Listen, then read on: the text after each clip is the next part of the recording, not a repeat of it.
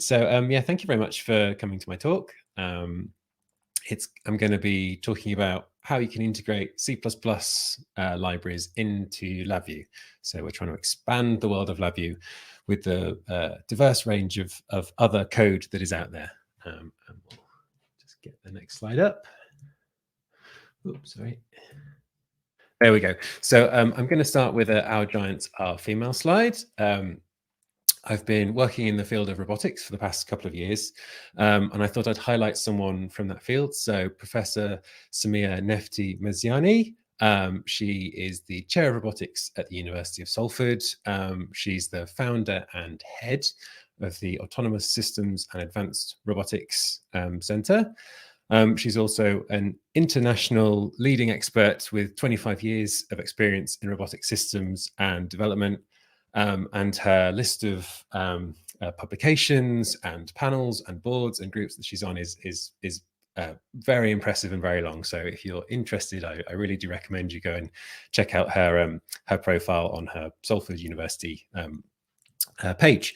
But yes, so that done, we'll now dive into what the talk's going to look like. So I'm going to be talking about 3 different scenarios of how you might want to integrate your C++ code into LabVIEW. I'm not going to be going too deep on necessary demonstrations, but I am going to be trying to touch on the key terminology and the tools and techniques.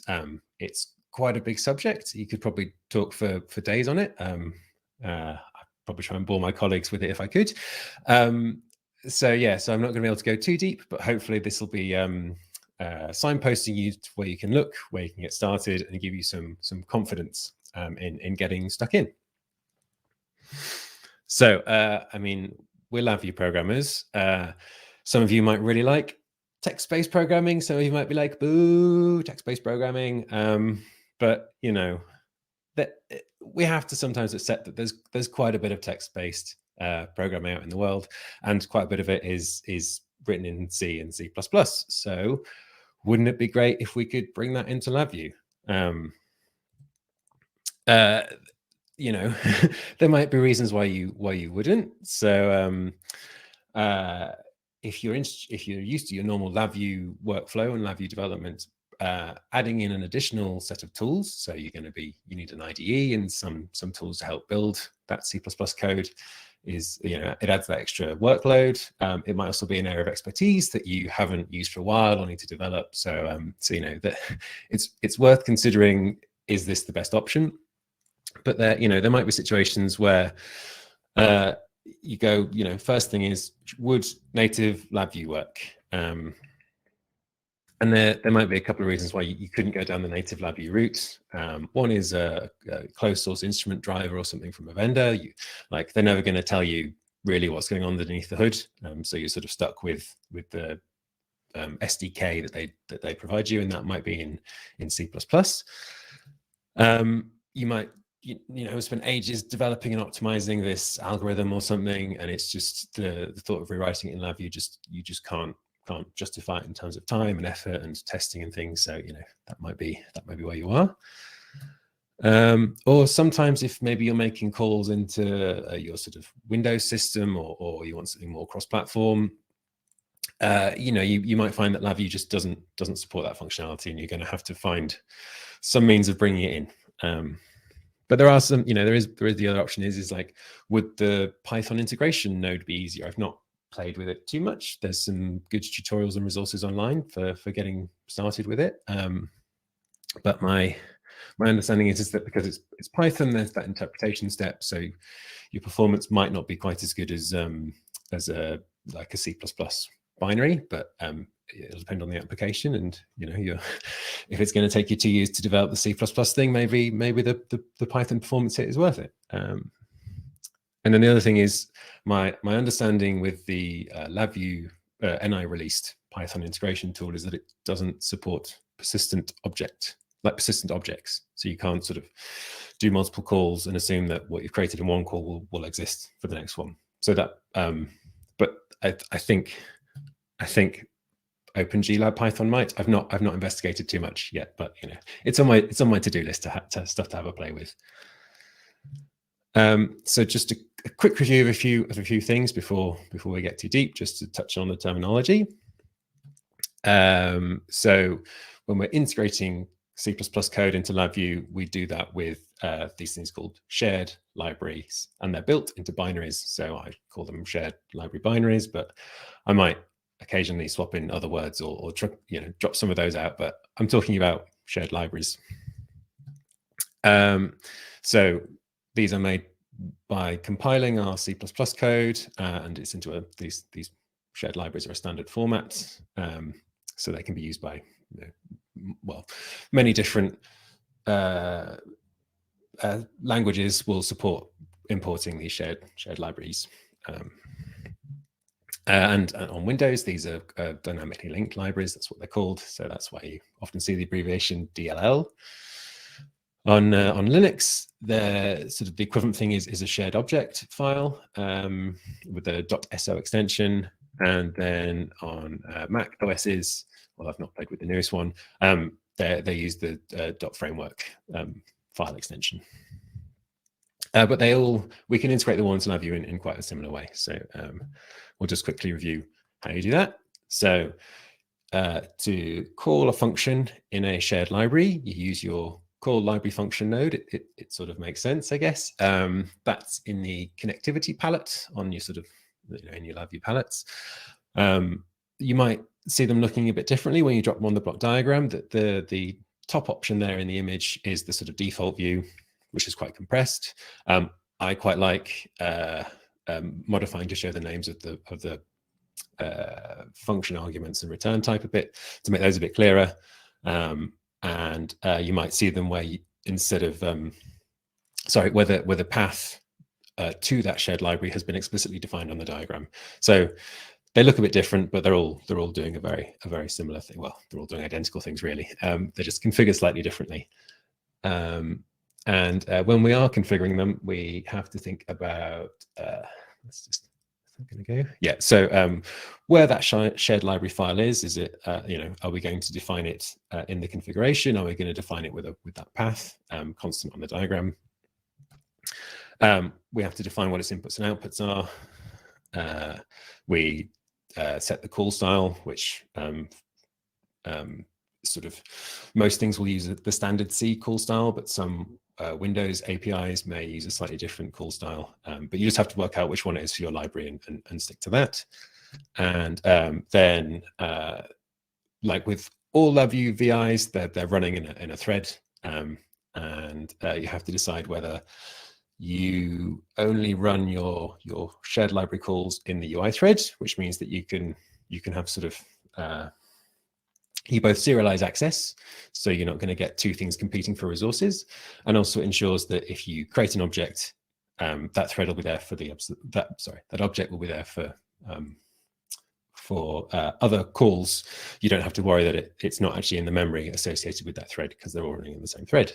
The other option is some calls don't really have persistent sort of state or objects, and they can be called from any thread, or there's some internal management that makes it safe to call them from any thread. So I'm gonna hopefully that was just a quick review, and I'm now gonna dive into what I'm calling scenario 1. I've gone for these 3 emojis to make them seem a bit more fun. So this is the sort of like our not really beginner, but this is like the sort of a good entry point to start. So scenario 1, a colleague is provided with some awesome algorithm in a .dll, so that's a Windows shared library binary. The function calls, even though it's written maybe in C++, they're actually only using basic data types from C. So those are numerics, C-type strings, and pointers. And as I was sort of explaining before, the functions don't have any persistent state or shared resources. So thanks, Jörg.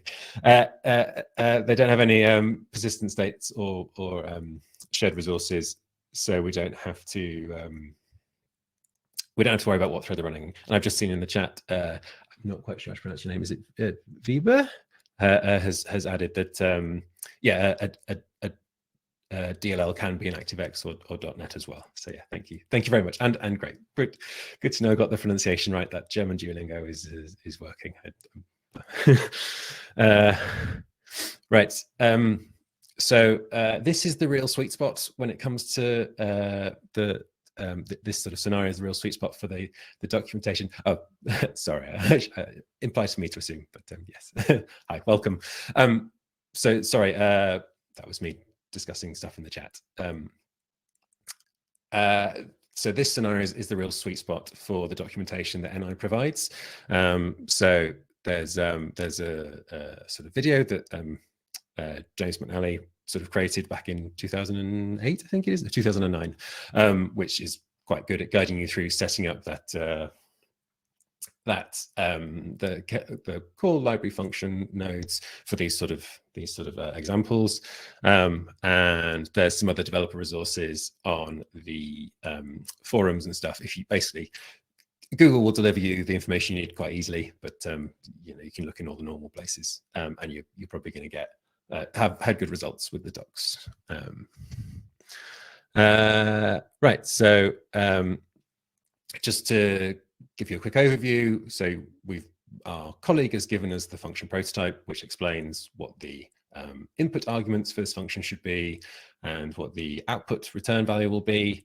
So we can use that. We drop our core library function node on our block diagram, and we can sort of configure it as we want.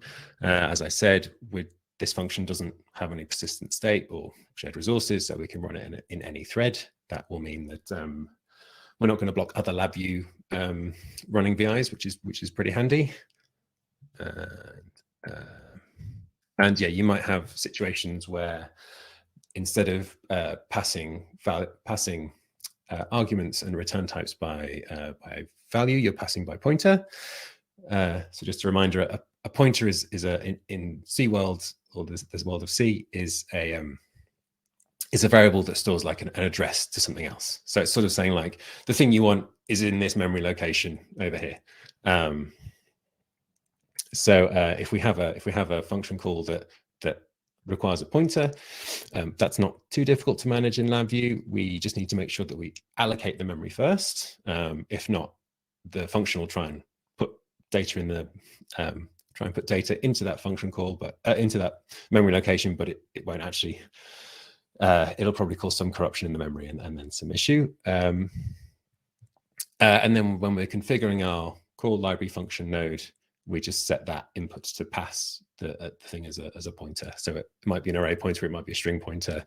So yeah, so that would be us in this example, using the initialize array node to allocate the memory we want in LabVIEW, and then we call the function, and we can check our result in result array. So yeah, we're doing pretty good so far, I hope.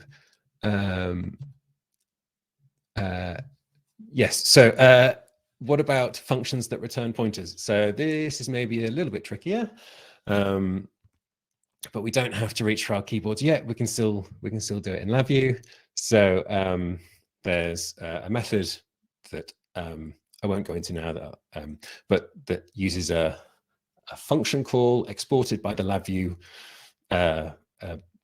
.exe, or your LabVIEW application, that allows us to move values from some pointer address to somewhere else. The idea being that we control the somewhere else, and so we can move it from the pointer returned into the bit of memory that we can actually access. And I haven't tried these, but I believe there is an X node, so it's a sort of a VI with a bit of magic behind it in configuration that will allow us to dereference a pointer, so get the value from it. But yeah, like I said, I've not tried them, so your mileage may vary. But yeah, so there's more good resources on this. This page details both examples. The only thing I think it doesn't mention is what you should do with the pointer that function call has given you. You might have to deallocate it yourself, or well, the library should provide some mechanism for you to deallocate that pointer. If you leave it hanging, I guess it's just sort of a memory leak that could catch you out later. Right, so still in scenario 1. So we've dropped our core library function node on the block diagram. We've configured it. It's just kind of straightforward call. That should be everything. But you might encounter 2 things. First is you go to run it and you get this broken run arrow and this somewhat not too cryptic error, but just saying that the shared library can't be loaded and you're not sure why. You've got the shared library, you've configured it properly, what's going on. The other thing is if you're using the path defined, the block diagram defined path to the library, you'll only actually see this error at runtime. But you get an error saying it's failed to load the library dynamically, and it's saying there might be some issue with symbols or dependencies. And yeah, this is an example of us missing the dependencies for our shared libraries. That what makes them sort of shared libraries is that instead of a library having like all the dependencies it needs, you can sort of build up your system with all these little chunks that all sort of dependent. Well, you create a sort of hierarchy of dependencies that means you don't just, as you build more libraries, create bigger and bigger and bigger binaries because they're sort of bundling all the functionality.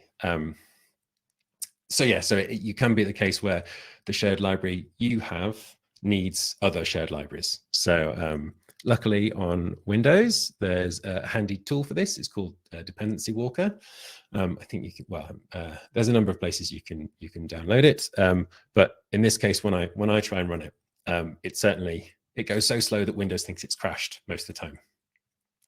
Which is somewhat of a problem. It does eventually load. But luckily, there is a open source sort of rewrite of it on GitHub that seems to have, I think it's got 4.2K stars, so I think it's reasonably well regarded. But that works much better. It doesn't hang and crash. So I'd recommend that if you might be playing with some DLLs. And this is an example of it. So I've loaded in a DLL I've written called GUSB camera, and this has this other dependency which has been highlighted in red. That's the one it's missing. But you can also actually see the other Windows sort of DLLs it's calling in, which can be quite handy if you're trying to sort of just see what's being loaded when you want to run your application. Right, so that's us done. We've called some C++ code without even having to write any of our own C++. That's probably the dream, but I'm afraid it won't always be that way. So we're now going to move on to scenario 2, and alas, we are going to have to start doing some C++ coding. So in this scenario, we've got a C++ library. Sorry, I apologize for the all. A C++ library which uses C++ class types. And we are going to use it in such a way that we'll sort of create some objects, and then we'll want to do an operations on them, maybe during, like let's say we're speaking to a camera driver and we have to sort of initialize the camera, and then we want to take lots of captures or images with it, and then we're going to sort of shut it down later. But that means we don't want to have to be initializing, taking a capture, shutting down with each function call. It would be inefficient. So we're going to want to have objects that persist between those LabVIEW-based calls. And just a reminder that our core library function nodes can only handle basic C types. Those were numerics, C strings, and pointers. So we're sort of stuck. And this is where, sorry, lost a bit of information. We need to. Oh no, sorry, my apologies. So what I'm trying to say is we're going to have to allocate some objects in memory. We're going to need to pass the address of the things we just allocated back to LabVIEW. Then when it comes to LabVIEW going, oh, I want to perform an operation on this object, it's got like a handle, like the pointer acts as a handle. So LabVIEW can indicate to our shared library like what the subsequent operations should take place on. And basically what we're going to do is be writing a C++ wrapper that provides this C-type interface. So the C++ wrapper is going to handle all the C++ types internally, but just give us back a pointer to instances of those objects.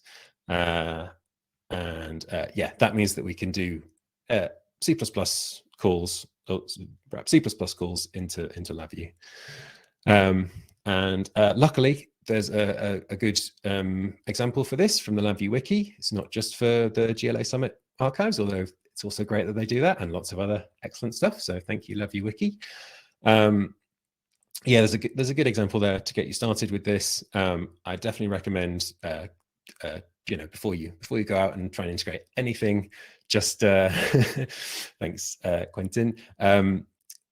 Before you go out and just sort of use it in the wild, have a go at the information in the wiki, and it'll give you a much better start, and you'll pick things up quicker, I reckon. So still in scenario 2, so this is when we have to think, is our library and wrapper thread safe?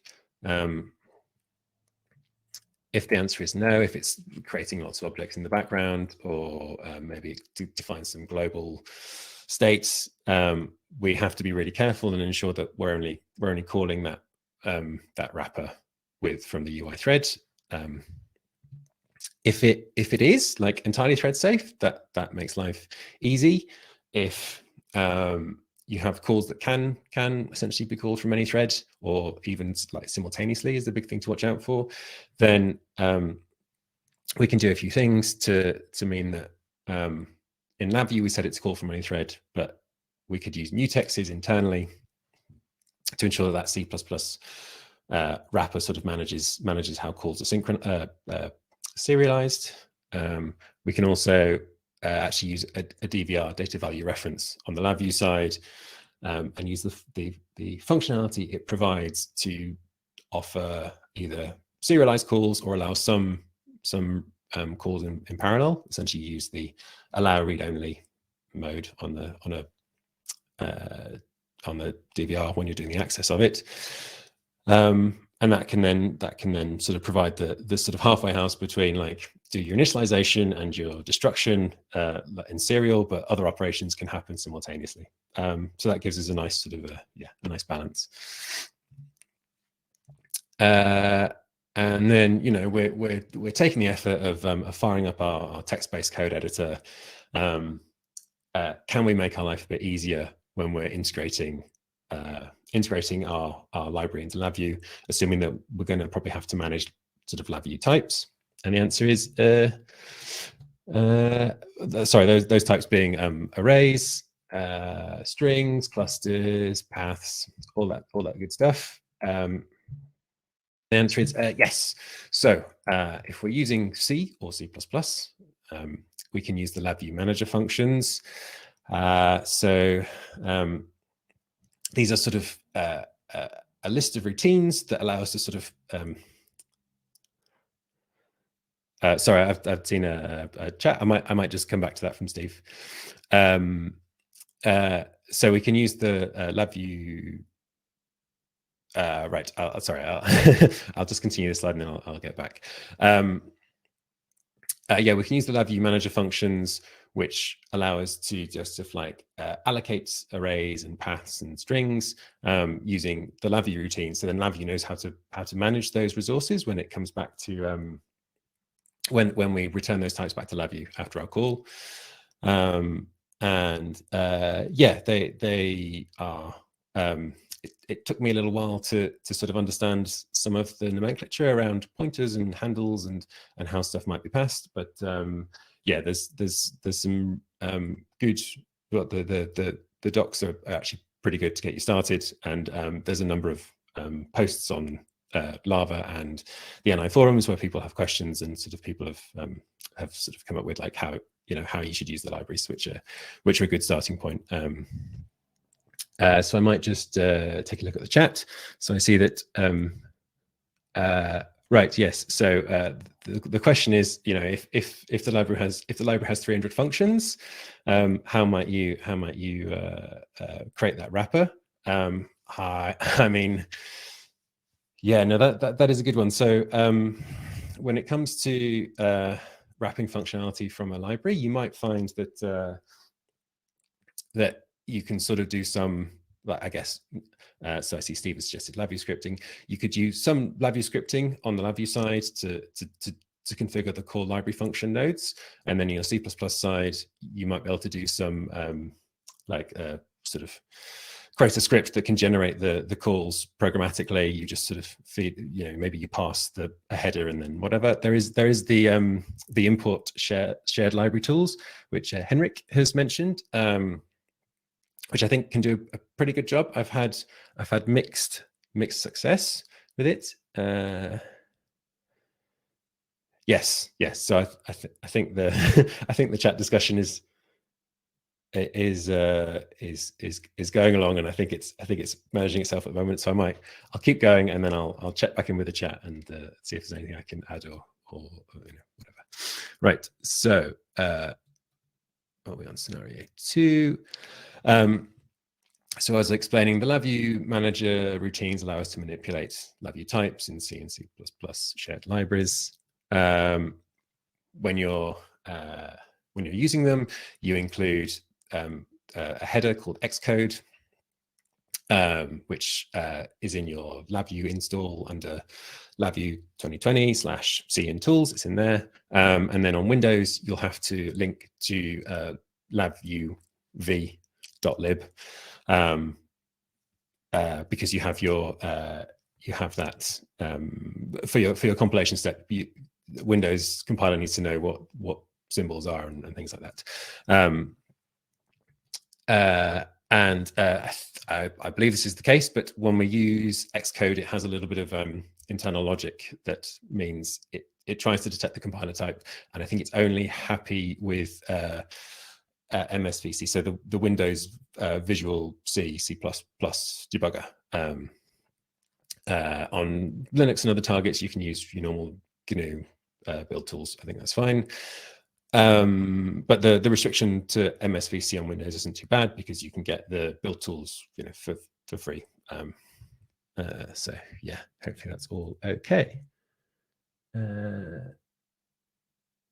Yeah, so I see that the chat is continuing on. There's some discussion about how the import wizard is not great when it comes to a few other issues. Right. Yeah. Okay. I'll move on, and I'll come back and check on the chat a little bit. Thank you very much for posting that link. So when we're using LabVIEW types, passing those into our core library function nodes, it can be a bit tricky to sometimes work out how LabVIEW is going to pass them. You can specify, you can pass any LabVIEW data type. You just choose to pass it by pointer. But what will that data type actually look like? So there is a LabVIEW example finder VI. All right, sorry, thanks, Chris. There is a LabVIEW example finder VI that will you run it, and then you choose the type of LabVIEW data type that you're trying to interface to, and it will bring up the function prototype and the DLL source code example, and a few other information. I'm not quite sure why it runs this way, but it's good at giving you a starting point. But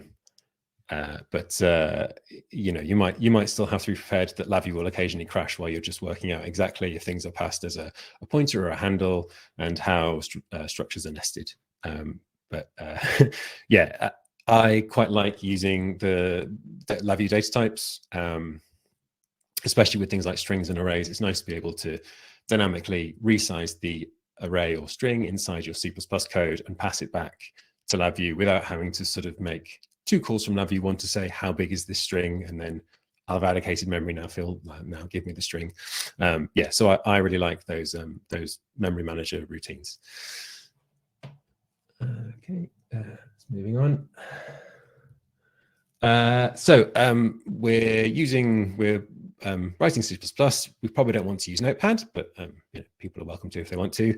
What IDE might we choose? So I I really like VS Code, Visual Studio Code from Microsoft. It's free, which is great. It has broad language support, so because it essentially allows community extensions to it. Most languages you can just install an extension and it can do the highlighting and other things. Also sometimes code completion. So for a project I was doing, I had some ASCII doc, I had some README documentation. You've got JSON files, you've got C++ and all sorts of other things, CMake, bash scripting. It can sort of import all the language features for all those different languages. It makes it really nice to use. Another thing it can do is you can configure build steps just with some quite simple JSON configuration, and it will often generate a template for you, which makes it quite nice. Sorry, one more thing, just move my mouse. Right, and it also supports attaching to LabVIEW for debugging, which is a really handy tool. So if I build my shared library with debug symbols, and then I open LabVIEW, open my VI, I can connect my VS Code debugger to LabVIEW, and then when I run my LabVIEW code, if I've got breakpoints in my C++ code, it'll hit them, and I'll be presented with the breakpoint in VS Code. So it's a bit like sort of, LabVIEW debugging, but you get to do both at the same time. Yeah, very good for, especially when you're using the memory manager, checking that you're getting you're resizing arrays properly and all that stuff. So yeah, that's really useful. And I know that Visual Code, the sort of full suite project, will do it, but it's really nice that this sort of Visual Studio Code will do it as well. Right, let's go to the next slide. Thank you. And if you're interested in setting that up, then I did a presentation for the Northwest LabVIEW user group in Northwest of the UK. That's hosted by Control Software Solutions. That's David Maidman. So I did a talk for them, and I wrote some notes up that's hopefully like a kind of a walkthrough guide of how to get it all set up. And I think I also go into a little bit of other little configuration that might help, and some using the LabVIEW memory manager features in there. So that might be worth checking out. It's on my GitLab. So still in scenario 2. One of the other big things we hit with C++ is dependencies. I mean, it's the same with LabVIEW. But yeah, dependency management is quite a thing, especially as if you're developing with open source libraries, they are quite likely to want to not have to re-implement the wheel. That's the whole point. So they're going to be bringing in a range of other projects, a range of other C++ artifacts that need building. Some of them might have quite complicated build steps. So that can make, if you have to do something like include OpenSSL on Windows, it can take a lot of configuration and time to get that working. So luckily, sorry, just bring my pointer back. Luckily, another product from Microsoft, they've released an open source tool called VC Package. Well, if you go to vcpackage.io, it has all the getting started guides. It's having tried to build some C++ dependencies sort of by manually going through each one. This thing is incredible. You just sort of define the name of the package that you want. In a manifest, it's just a JSON file, and you sort of start your build going for your application, for your shared library, and VC Package will go and check if you've got the dependencies already, or download them. It can configure and build them. It'll build them for different targets. So if you're building for both 32-bit Windows and 64-bit Windows, you can do those things, and it'll just make sure it manages all those.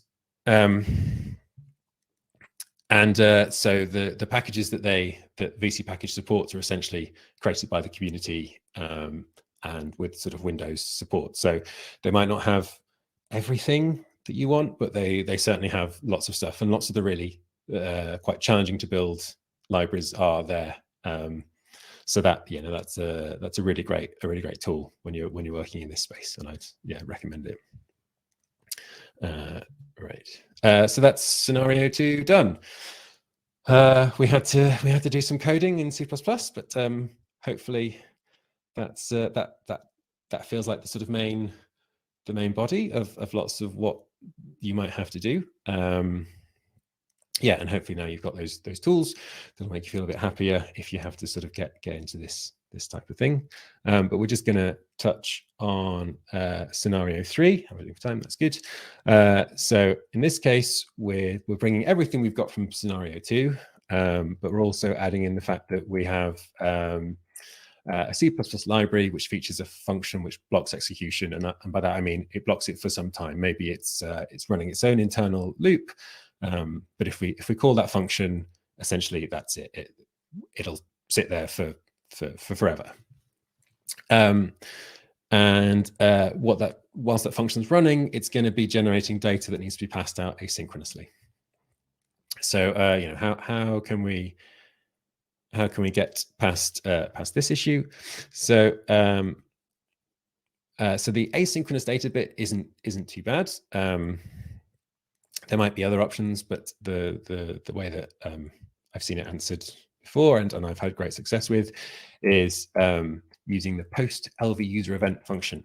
So this is another function provided by LabVIEW, which essentially allows us to generate an event on a LabVIEW user event reference. So we create our LabVIEW user event reference in our LabVIEW code, we register on it, and then we can pass that user event reference into our core library function node and into our C code essentially, and we can generate events as we go, which means we can have one block of code running and we can have events being spit out, which is exactly what we need for this application. I've said that. So when we're generating events, we are going to have to, if we're using anything more than your basic numeric types, if you're using strings and arrays, you will have to use the memory manager functions to create those. So you have to create them, and then you can generate your event. And then once, you can call post LV user event. Once you've done that, you can then deallocate those your own created types. But yeah, so it's good to understand the memory manager functions first before you maybe dive into the posting LV user event. But I don't think it's too bad. So yeah, that's certainly a really handy feature. Of all the sort of other LabVIEW asynchronous communication or inter-process communication or inter-process data sharing methods, user events are really the only ones supported. I believe you can also use occurrences inside C++. And things like LabVIEW queues aren't supported. So post LV user event is the preferred method, and it works. So I'd stick with it.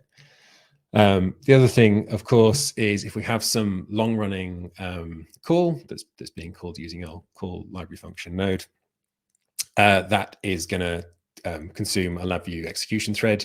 If we're in our user interface thread, obviously that's going to cause real problems.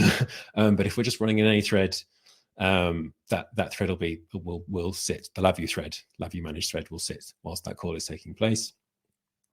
And so let's say we have not just one camera anymore, but we've got multiple cameras. Well, they'll consume LabVIEW threads, and after a certain point, we'll run out, or we'll have to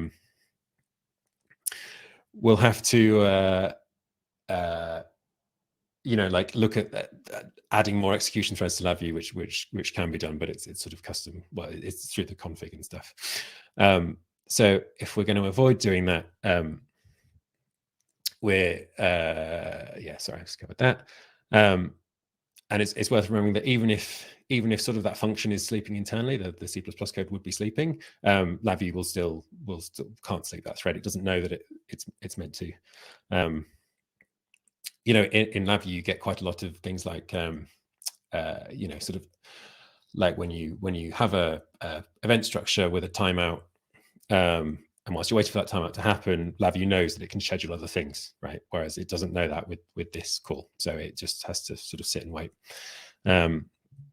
So the solution here is that you, as the person writing the wrapper, have to manually create a non-LabVIEW managed thread, which you, if it's not LabVIEW managed, you're managing it. So so yeah, you have that complexity to handle, but it does mean that your LabVIEW code can still run whilst this thing is happening. You know, make sure you have your initialization, your sort of, and your clear up code afterwards, just to make sure you've not got memory leaks. So yeah, so that's scenario 3 done. Yeah, so quite a bit in this talk, I think. Oh, so I should say, as a bit of you know, shameless self-promotion, I learned lots of this while I was creating the project I'm calling an asynchronous system exec. So it's an open source project. You can go to my GitLab and see what I've used to build it. I had the fun of making something that would work on Windows, but I also wanted it to run on Linux and Linux RT, you know, Linux real-time targets. So I was able to do all that, and it seems to be working all right. But you know, if people want to come and check out, I'm using lots of the things that I've talked about, and then a few other things for automated building and stuff. So yeah, yeah, thank you very much. And yeah.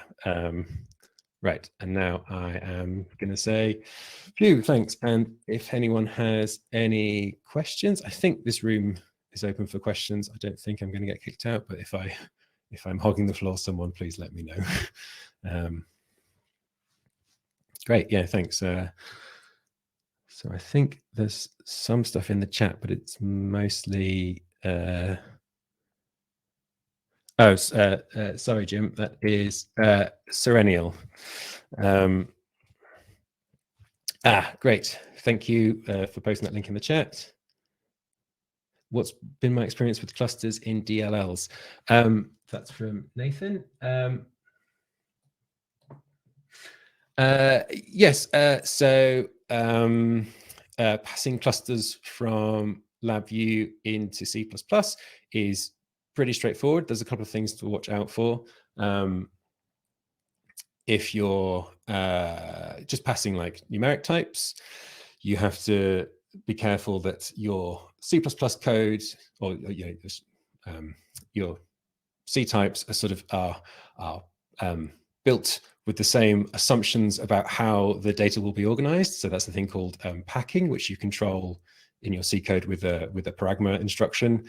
But LabVIEW do provide, along with the Xcode header, there's two headers called prologue and epilogue, which you can put either side of when you're defining your types in C or your C++ code, and LabVIEW will make sure it does the right packing so stuff will come in. I don't think you have that issue on 64-bit, but on 32-bit Windows, there are issues with cluster packing. If you're using clusters with strings, they'll come in as LabVIEW string handles, which are themselves like a cluster, like a struct, sorry, with an integer that's like the string length, and then like an array of chars. So yeah, but I think some of the example finder code that I suggested will help with some of the clusters. And yeah, if not, you just have to prepare that LabVIEW is going to crash quite a bit. Yes, thank you, Rolf. Yes, alignment is the word I'm looking for there on that one. All right. Yes. So there's there's some helpful chat going on about alignment. Yes, but I think my experience is as long as you use those LabVIEW provided headers files either side of your type definitions in your C code, it hopefully takes care of it all. Right. I'm going to try and see if there's any more questions in the chat that aren't discussion. If anyone needs anything flagging, let me know. Great, thanks, Nathan. I'm glad that hopefully answered your question. Oh, right, yeah. I can probably quickly pop that up.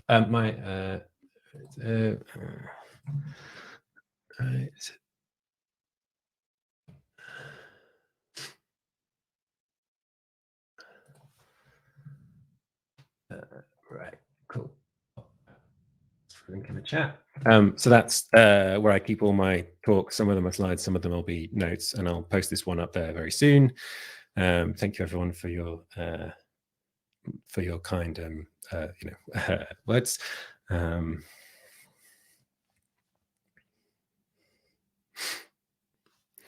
Great, thank you. Any more questions? If not, I might leave it there. Last 30 seconds. Oh, hi Tom. Hey John, thanks for the great presentation. All right. I always enjoy your presentations. I learn an awful lot. I just wanted to pop in to say, feel free to carry on doing questions, but if anyone wants to head over to the presentation which started at 2 o'clock about, well, the name has just gone from my head. It's about requirements and text, I believe. Head over now. He's about to get started. But if you want to stay here and field questions, please feel free.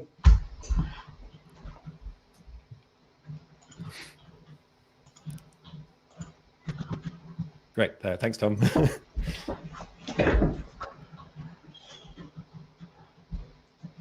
Yes, it's also nice to see Rolf in the chat. I have found so many of your posts on Lava and the NI forums incredibly helpful when trying to wrestle with this. So, if you find posts from Rolf in the forums, and it's good. It's good stuff. Definitely very helpful. So thank you.